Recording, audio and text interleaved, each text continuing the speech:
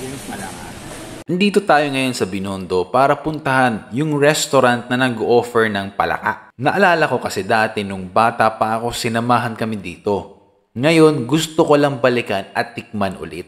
Nandito ito sa may eskinita ng Arco. Ito yung pababa. Pasok ka lang tapos lakad. May mga kainan dyan. Kami kinainan namin yung LGA Fast Food. Address pala nila, Ongpin Street, Binondo, Manila. Pwede nyo din itanong sa area kung saan yung nagpapaluto ng palaka. Kung ayaw nyo mag-try ng exotic food, okay din naman dahil madami din silang dishes na pwede nyo pagpilian. Ito yung menu nila. Kung mabilis yung sa video, paki-post na lang.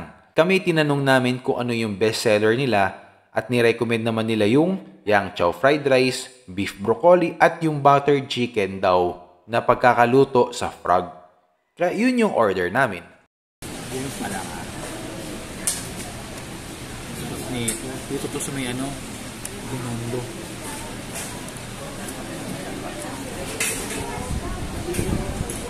Frog leg lang yan.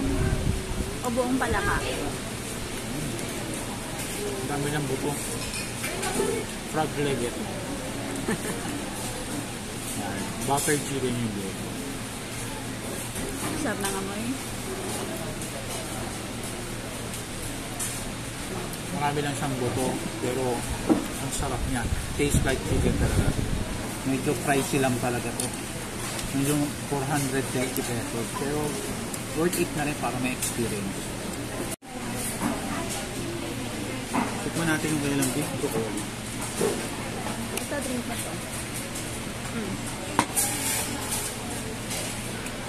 Yummy yan.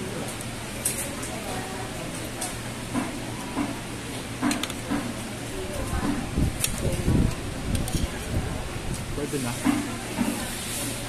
Kasi unang matamis, tapos parang nag-iiba yung lasa.